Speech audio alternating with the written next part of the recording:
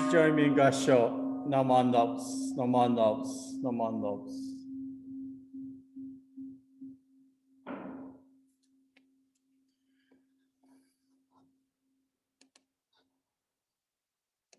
So a few more people joining in.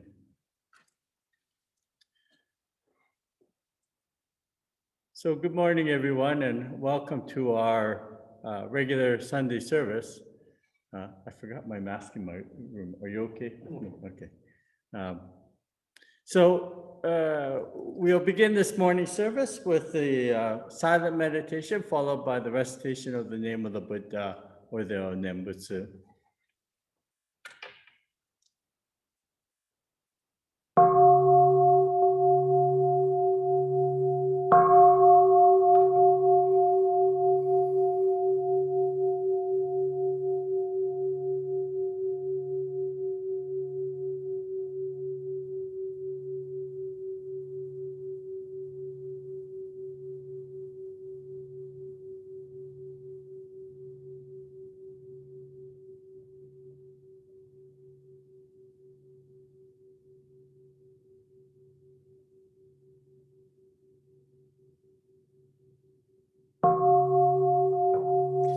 Namandavs, Namandavs, Namandavs, Namandavs, Namandavs, Namandavs.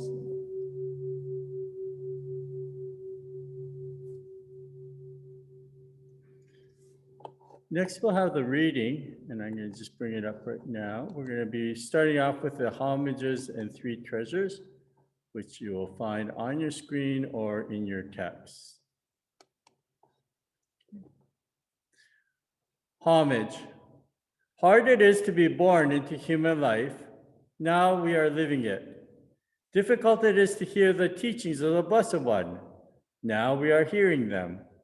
If we do not gain emancipation in the present life, we may not be free from sorrow in the ocean of births and deaths. Let us reverently take refuge in the three treasures. We go to the Buddha for guidance. May we always walk in the way that leads to enlightenment. Everyone? We go to the Buddha for guidance. May we always walk in the way that leads to enlightenment. We go to the Dharma for guidance. May we be submerged in the depth of the teachings and gain wisdom as deep as the ocean. Everyone? We go to the Dharma for guidance. May we be submerged in the depth of the teachings and gain wisdom as deep as the ocean. We go to the Sangha for guidance. May we all with one accord live the life of harmony in the spirit of oneness, free from the bondage of selfishness. Everyone? We go to the Sangha for guidance. May we all with one accord live the life of harmony in the spirit of oneness, free from the bondage of selfishness. Even through myriads of kalpas, hard it is to hear such excellent and profound teachings. Now we're able to hear and receive them. Let us try to understand the Tathagata's teachings. Namo Amidabs, Namo Amidabs, Namo Amidabs, Namo Amidabs. Next, we'll have the sutra chanting, and we'll be chanting the Junirai first in its Japanese form, and then we'll be reading the English translation afterwards. Namandavs, Namandavs, Namandavs, Namandavs, Namandavs.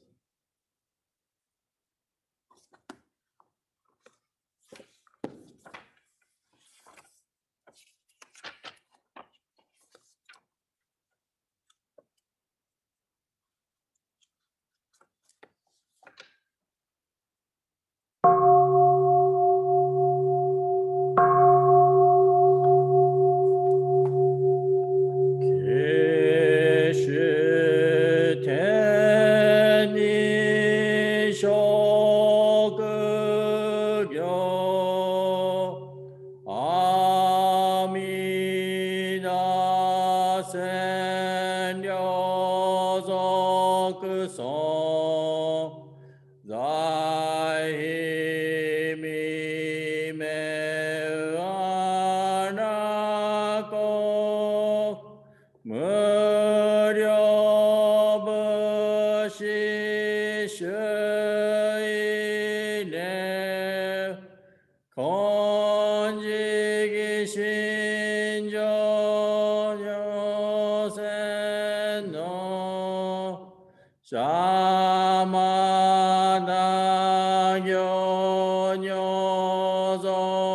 無両目上脈小蓮華法が将来みなそ面前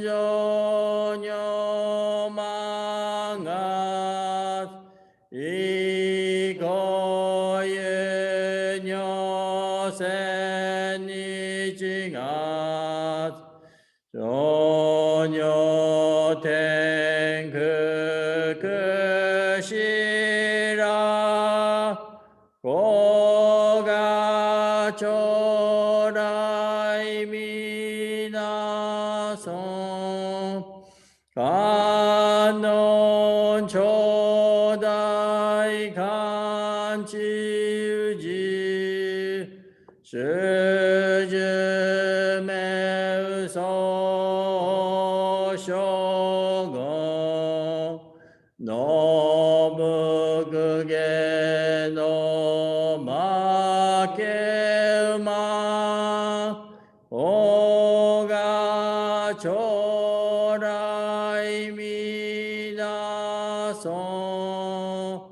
無微無空ご症状主徳下月女国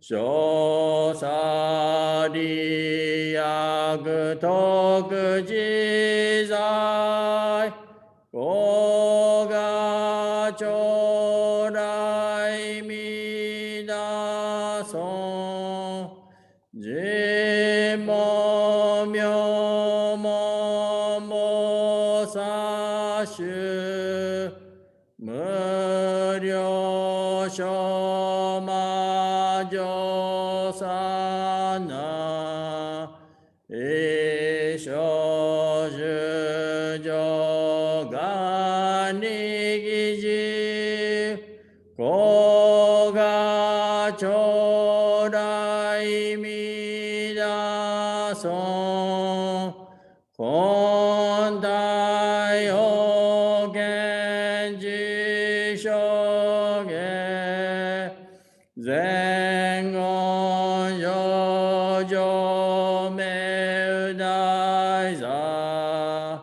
大い座上如千の子が将来みなそ自も将来勝負し権限人図しやな戦後尊厳上業我が将来みなそ小無常無我と薬女水月年よろ一種世も無名字我が将来みなそ一三無節無悪名薬無女に悪の不主に死心教意そ子が将来みなそ一三無量勉強無少種悪事 시기 오조 후타이 시모다이 오가조라이 미다소 가세즈이 성의덕지 주nem은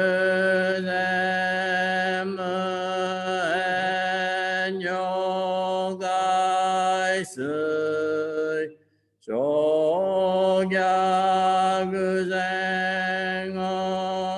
조조샤 에세슈요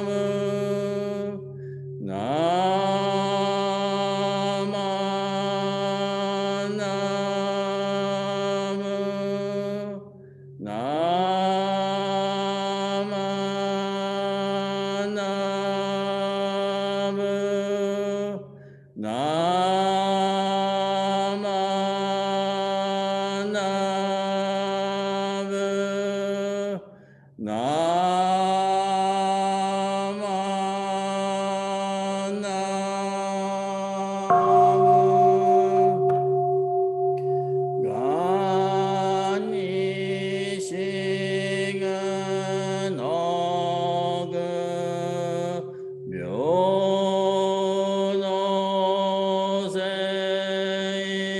묘노세이사이 노느모나이시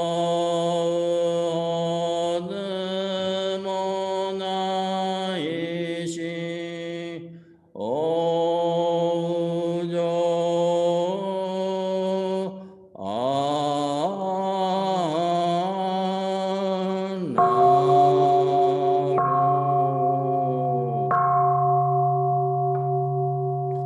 Namanavs, Namanavs, Namanavs, Namanavs.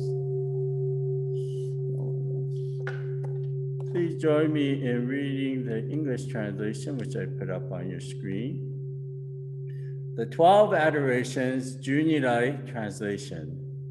Before Amida Buddha, whom heavenly beings worship, I humble myself in deepest reverence.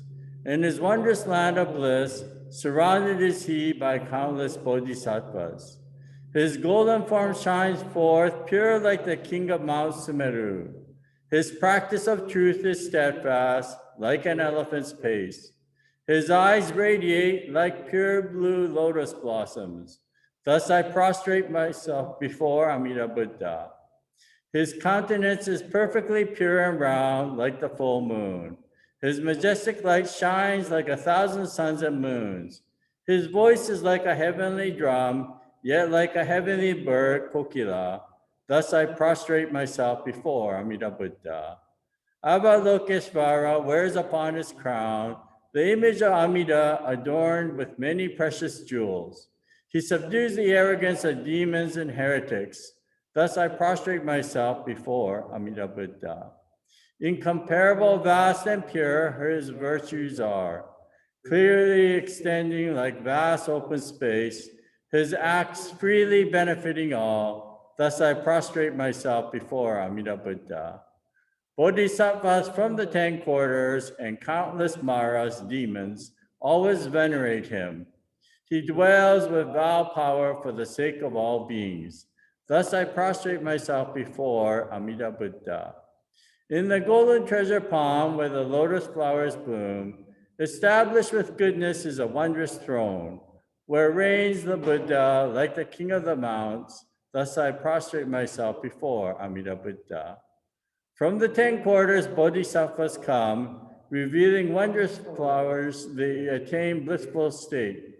Honoring his face, they offer eternal homage. Thus I prostrate myself before Amida Buddha. All things are transient and without self, like the moon on water, lightning, shadow, or the dew. The Dharma cannot be expressed by words, the Buddha proclaimed. Thus I prostrate myself before Amida Buddha. No words of evil are in his land, no fear of evildoers, nor evil paths. With sincere heart, all beings worship him. Thus I prostrate myself before Amida Buddha. His land of infinite expediencies is without degenerate things or wicked beings. Upon rebirth, non-retrogressive bodhi does one attain. Thus I prostrate myself before Amida Buddha. Thus have I praised the virtues of Amida Buddha. Boundless are they like the water of the sea. Upon receiving these pure and good qualities, may all beings be reborn into his land. Namo Amida Butsu, Namo Amida Butsu, Namo Amida Butsu.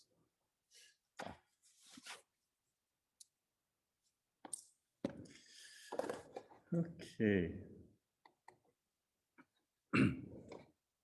So this morning I wanted to talk to you for my Dharma talk. I wanted to talk a couple of things.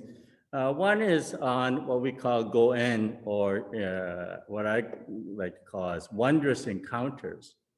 And I've touched on this subject before, wondrous encounters. We never know what these encounters are, but these encounters can often lead to the formation of many phenomenal events. And the one encounter I wanted to share with you, a couple of things happened this week, actually. One was at the beginning of the week, we received 3 boxes of Jodo Shinshu books. And these boxes came from Monty Pecce, who is the fellow who was in Nova Scotia, who had been attending some of our Zoom services for a number of months. In the end, Monty decided that he wanted to focus on Zen Buddhism. And so he was looking to declutter, I guess. He has quite an extensive collection of books. He's a collector of Buddhist books. And so he made me the offer saying that if we are interested, he would like to donate his books on Jodo Shinshu or Pure Land Buddhism to our temple. And of course, I jumped at the opportunity. For one thing, many books, particularly English, it's what we call a niche market because they don't print mass production like some very popular books. And so once they get out of print, they don't reprint it often.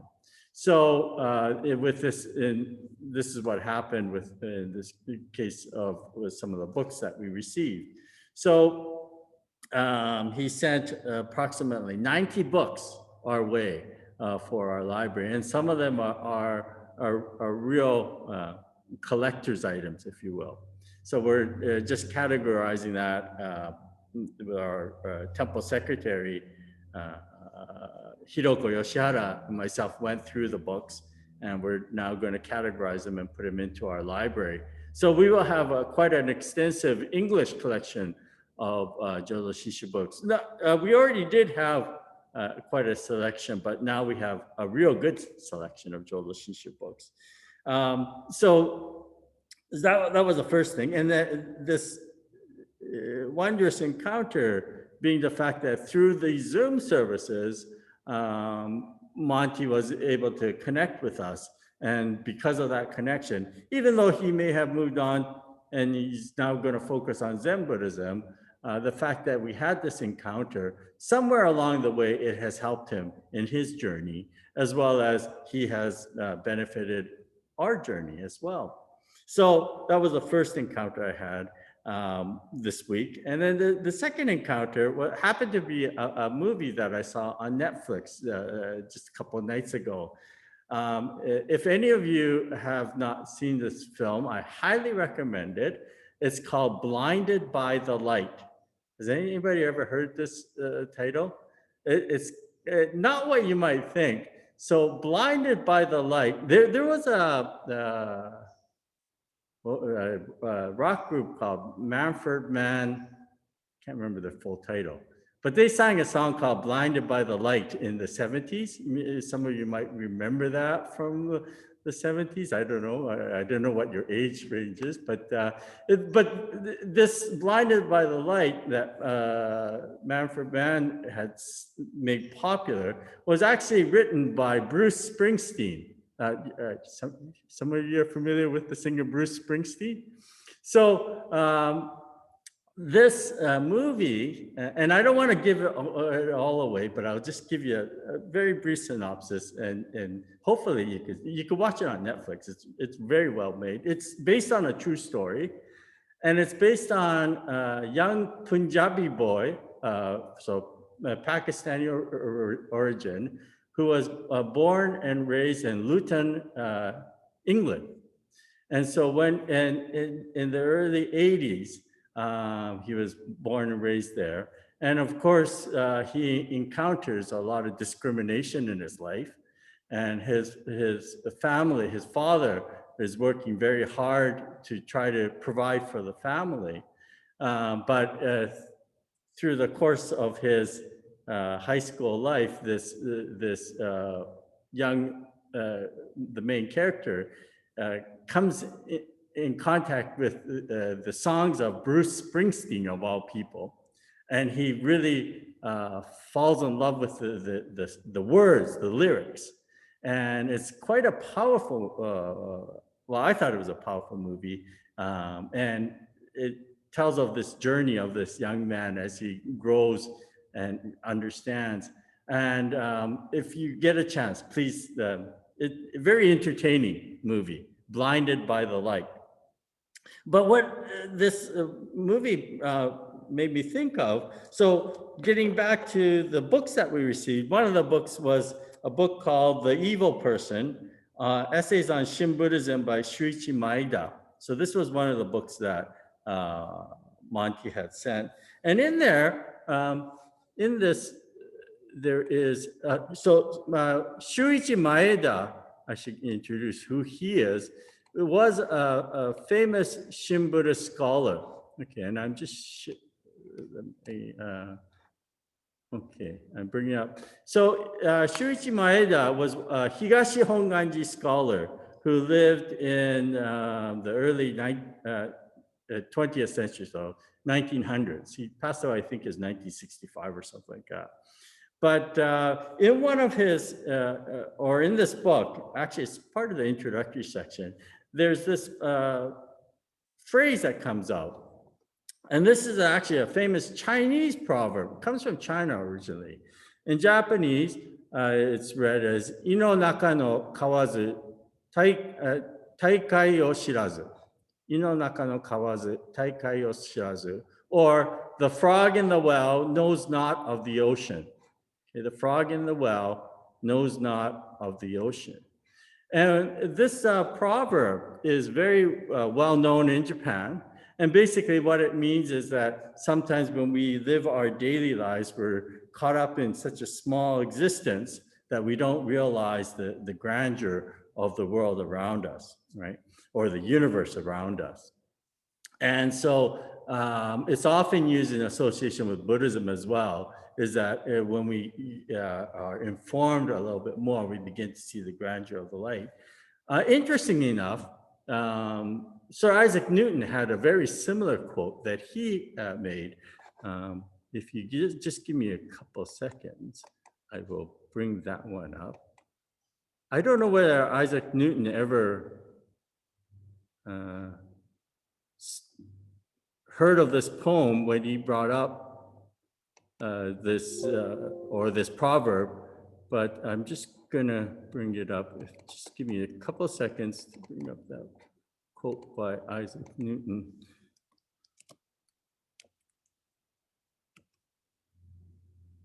Huh?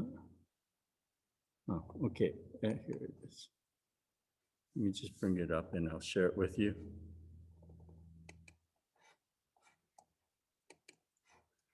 Oops. Okay, I'll share it with you right now.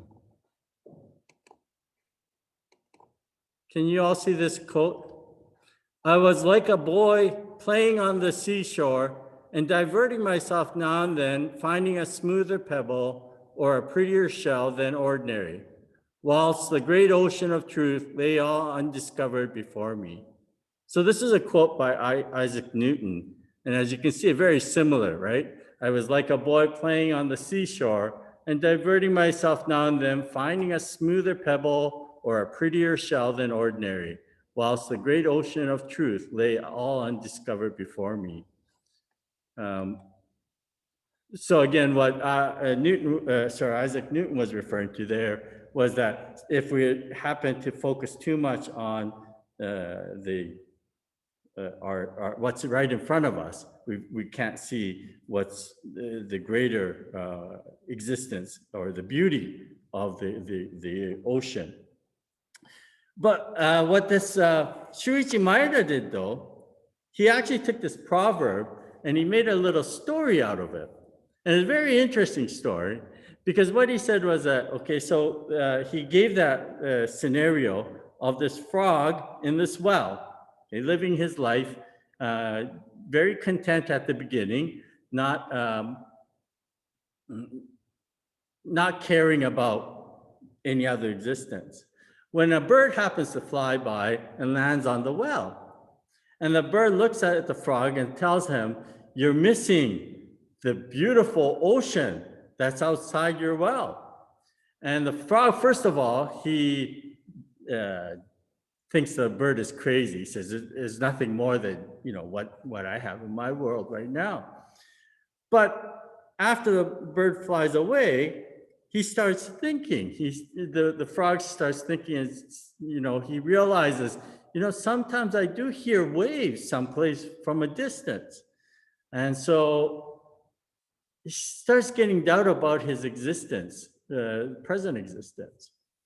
And then on a separate occasion, the bird happens to come by, and the frog realizes maybe there is something more. So he asks the bird, he says, "Would you do me a favor and would you carry me out of this well so I can see this other existence?"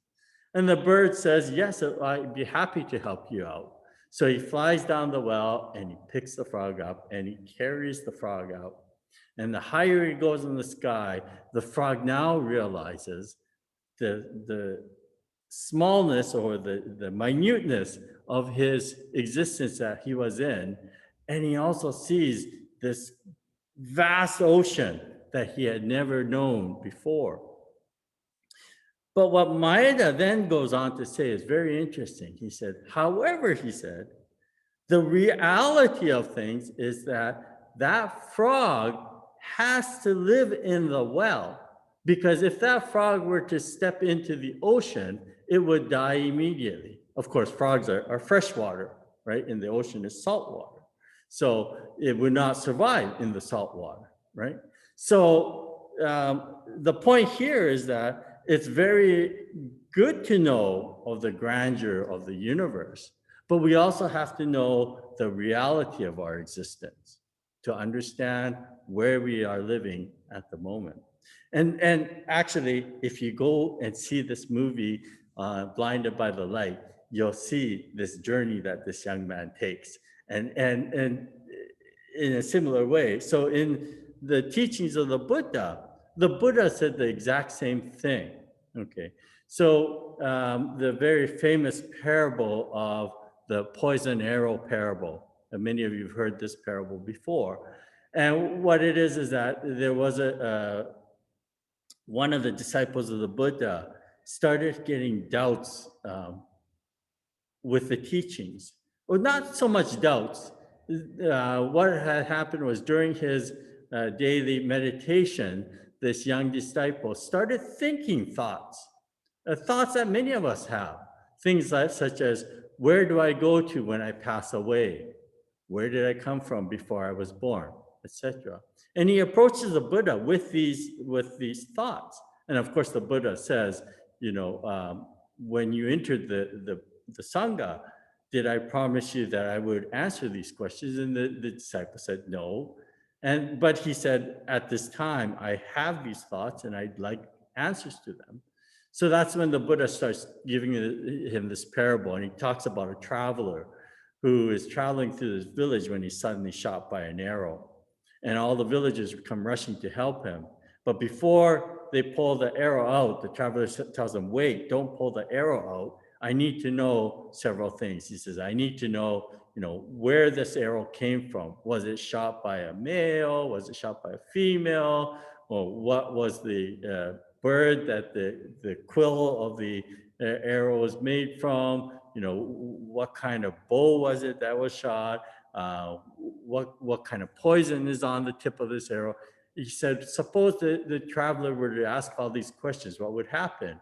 And the disciple told the Buddha, of course, that he would die before he would, get the arrow out. And so the point was that, you have to take care of the present or deal with the present situation first before you start thinking about, you could think all you want about where we're going to go or where we came from, but these are questions that have answers that we can't do anything about. But what we can do is look after our immediate situation. And by taking care of the immediate, we will be able to, everything will fall into place. If we're constantly mindful of the present, then we will become, we won't have to worry about the future, okay? So this also means to be totally engaged with what we are doing in the present. I'm sure many of you have been or all of you, been in projects or done things where you are totally engaged, and all of a sudden that you realize that time has just flown by. That's because you're in the moment, right? And then sometimes if you're not in the moment, time seems to drag on by, takes a long time because your mind is wandering all over elsewhere, you see? So by being in the moment, being in the present is very important. And in fact, when we talk about the Nembutsu teaching, Namo Amida Butsu, is in fact being in the moment, because the word Nembutsu itself has two parts to it. Nem is to have the Buddhas in our heart at the moment, at this moment. So by being mindful of the Buddha at this moment, or the teachings at this moment in my heart, the oneness of the universe at this moment, and yet at the same time being in the present. So just as this Maeda, Shuichi Maeda has mentioned, it's great to know the grandeur of the universe, but to also know the reality of our existence here and now is also very important. And again, if I may direct you, please, you'll enjoy the film, I'm sure. Blinded by the light, okay? And so as we gather and listen to the Dharma, remember, yes, we are sort of like the frog in the well, and the teachings help us to know that there is something much greater than our daily existence, but also not to forget the importance of our daily existence is very important. So I'd like to close my Dharma talk with the recitation of the Nembutsu. So please join me in Gassho. Namo Amida Butsu. Namo Amida Butsu. Namo Amida Butsu. Namo. It'll also make you Bruce Springsteen fans if you watch that movie. Okay, thank you. And I'm going to stop.